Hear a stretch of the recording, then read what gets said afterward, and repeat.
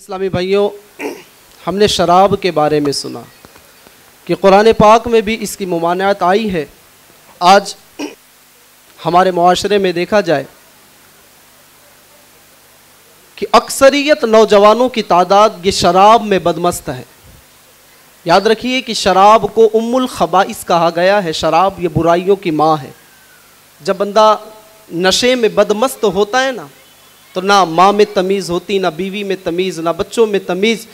यहाँ तक कि आप अक्सर, मुफ्ती साहब तशरीफ़ फरमाए, अक्सर मुफ्तियाने किराम से लोग जाकर मसला पूछते, हज़रत बंदे ने शराब के नशे में आकर अपनी बीवी को 3 तलाक तलाक तलाक तलाक कह दिया। बंदा शराब के नशे में बदमस्त हो जाता है। प्यारे इस्लामी भाइयों, शराब पीना हराम है। शराब पीने से बंदा कई दुनियावी उसके नुकसानात ये जाहिर होते हैं। शराबी के चेहरे पर देखने से ही पता चल जाता है कि बंदा ये नशा करता है। तो हमें चाहिए कि हम इस बुरी आदत से अपने आप को बचाएं।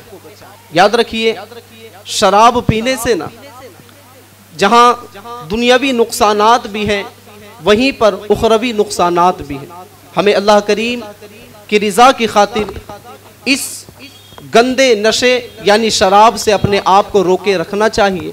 अल्लाह करीम हम सब को शराब जैसी नहूसत से महफूज फरमाए। अल्लाह करीम हमारे नौजवानों को और जो भी पीता हो, अल्लाह करीम हमारे तमाम मुसलमानों को इस बुरी आदत से महफूज फरमाए।